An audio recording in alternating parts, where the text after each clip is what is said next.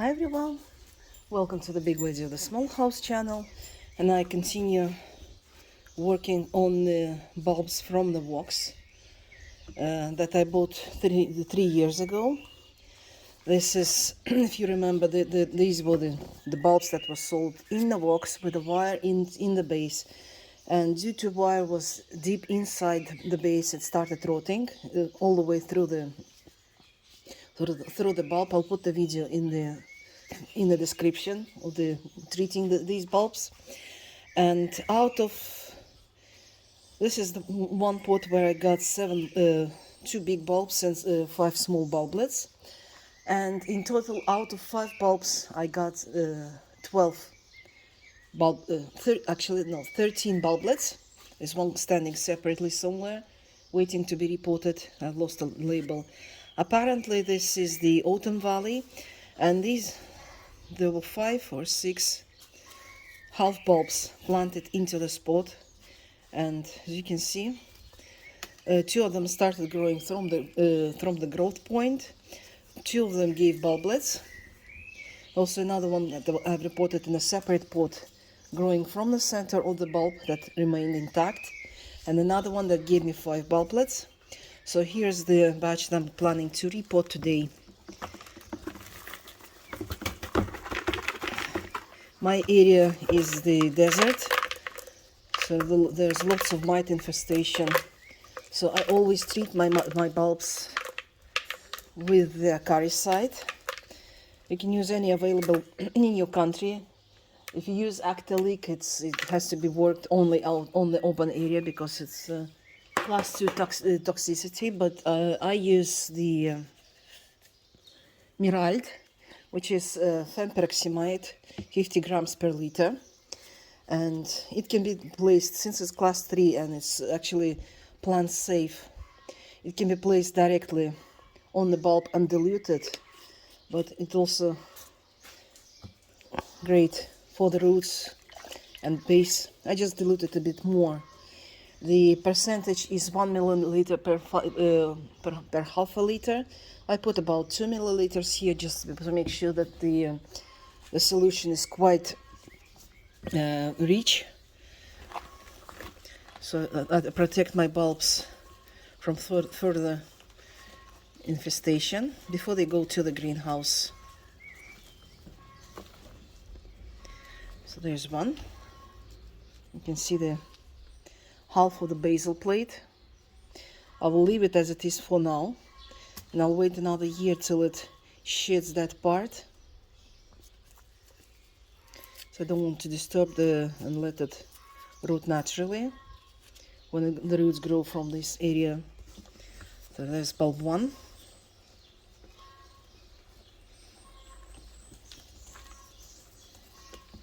And as I can see, there are mite infestations. These are roots. If you see the red spots, it's kind of the ties that happen on the root. That's the mite infestation. This is actually where the colony lives, and it shreds the root itself. It's sucking all the nutrients from the root. So this one is definitely going. I submerge the bulb into the solution till about this bit, so that the water doesn't get inside the bulb. So if water gets in, it will cause rot. And that doesn't matter if it's got the pesticides inside. As far as the water doesn't get into the bulb, it's okay. So there's bulb number 1. Bulb number 2, and as you can see, this bulb is heavily infested. That's the old scales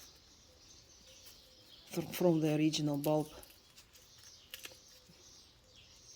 Remove that because it will soak the water.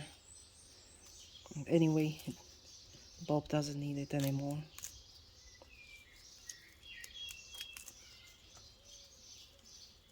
And again, I'll leave these roots for a while until the next repotting, and I'll remove the whole basil plate and let the bulb grow healthy roots from this growth point. And again, look, this is the typical picture of the root mites infestation. They are red, they're kind of pointy, and I got these little ties, just like it's been wrapped up with a thread. Remove all the old roots. I'll repeat this procedure once the roots soaked, and I'll see the old roots that are dying, that are heavily infested. Again, they will be checked and removed. Get this first.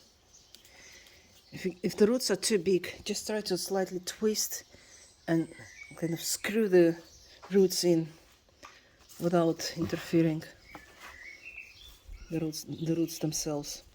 Okay, these are bulblets. They don't have their own root, so they can be rooted easily. But for now, I'll leave them as it is. This one also grows from close to the growth point. It has been removed and left on the other side. These can be soaked because the neck is not open, it's sealed. And over here, I think I might already, this one will go for sure because it has its own roots.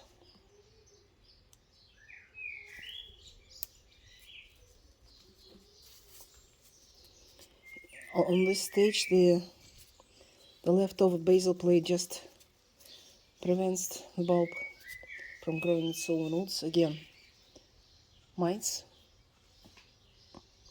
So I'll soak the bulblets in a acaricide solution for about half an hour or 1 hour, so that unfortunately acaricide is not systematic, but it can get, so it doesn't get spread through all the plant, but it can get sucked into the damaged areas.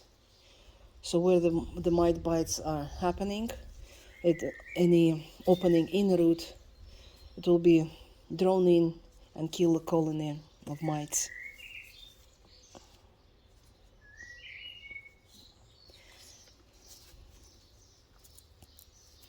And I think I'll just let this one go as well. It will root perfectly. It already has its own roots. So after soaking in the solution, it will have a boost of rooting, just because it's water. It will start shooting new roots in a couple of weeks. So I will leave it as it is for half an hour or an hour. Just make sure that the basal plates and all roots are soaked in and every surface is covered. And after that, I'll show you how I treat the mites on the root. Mostly it's a spider mite, but it also happens some other kind of mites that leave the red dots that later develop into Staganospora. So they open the gate for Staganospora, and then Staganospora spreads. So I'll leave it this for half an hour, and half an hour I'll come back and I'll treat the leaves, treat the basal plate, the base with the fungicide, and we'll start planting it into, I would say, 60-liter container. So stay tuned. Now half an hour is gone, and all I need here now is the cotton swab pads, so I can clean the leaves.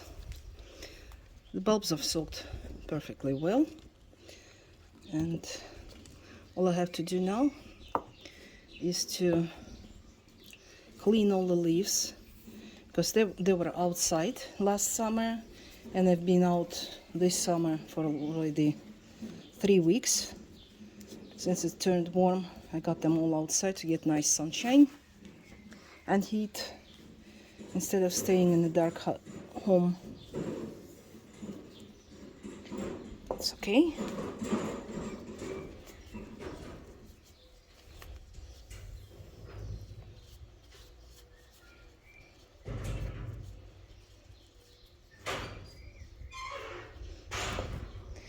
The acaricide here is the class 3 of toxicity, but next week I've purchased the service of the sanitizing company that will come and spray with more powerful acaricide in the greenhouse. I got all the equipment, I just got the chemicals. So they will treat it, the whole greenhouse that will be in there, treated as well. So the acaricide that they will be using got the paralyzing effect. This one is only contact and stomach, so that the mites that are on the leaves or on the roots, if they taste it, they'll die.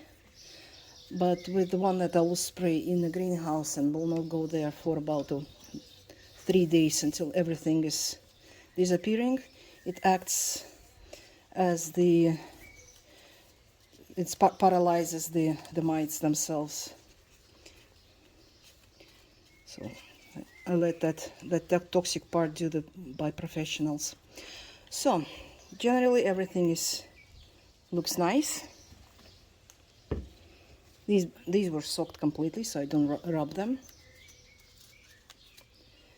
And now, as you can see, these are root mites, so I'll just pinch those damaged areas.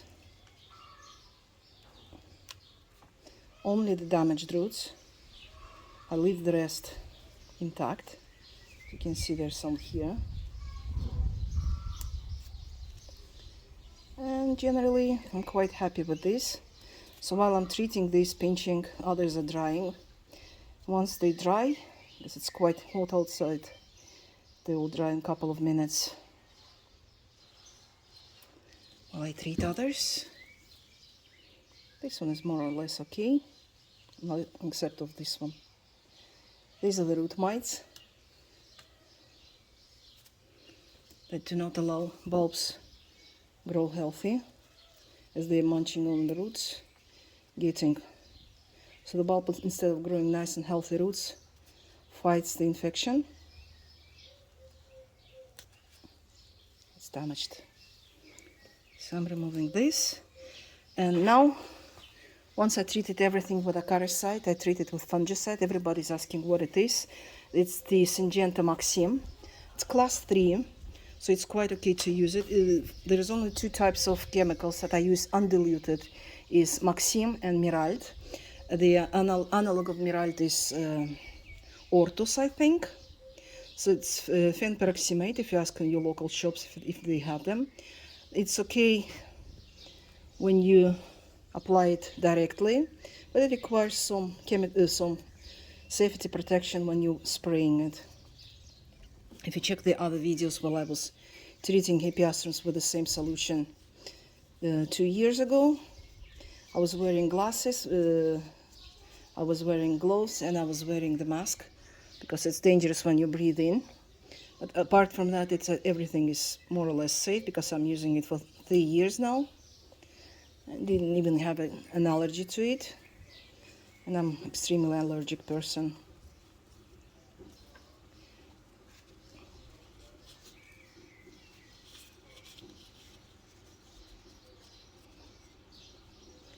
I'll drop some more here because they are kind of falling off the base. The base will dissolve within a year, once the roots of these bulblets will be established. This base will fall off. Oh. Blackbird jumping on the roof.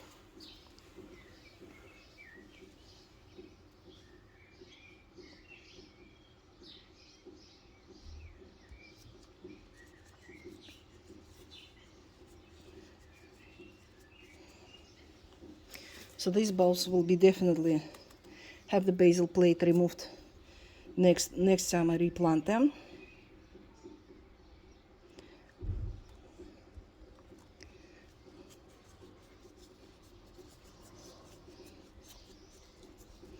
Because they will shed the outer scales and start growing their own basal plate, and this part will be either falling off or needs to be manually removed with a knife. And That's it. Everything is nice and clean. So moving to the pot side, I've prepared, this is the 36-liter pot, big container, and I'll plant the biggest bulb in the middle, and I plant it so that I create a small mound in the middle, place the roots, spread them out, and cover with soil. That's the biggest one. The roots will hold the bulb in a position, and the smaller ones will go to the sides. The 36 liters will be enough for the bulbs to grow and gain weight, since it's not, well, it's actually less than 5 liters per bulb if you count as a normal pot, but you think about the whole area. When I was repotting plants, hippeastrums planted in this pot, I might sometimes find the root from this bulb, might end up somewhere here. So generally they have the whole 36, well, 35, including the charcoal drainage, and I have plenty of space to grow. And hopefully next year these two bulbs will be blooming, and I'll finally find out whether this one is the truly the autumn valley, or was that the pale Bogota blooming. But generally this is it. Now the only thing I have to wait is, plus I also add the long-term fertilizers. It will slowly release the fertilizers as it's watered down, because hippeastrums are quite greedy for the fertilization. They need quite a lot. When I water them with the dissolved type fertilizers, I water them all year, all vegetative season, almost every week, every watering. Maybe skip one, but generally once a week I give them fertilizers to grow nice healthy roots. And this is it. Now I have to wait and see. Thanks for watching. Bye.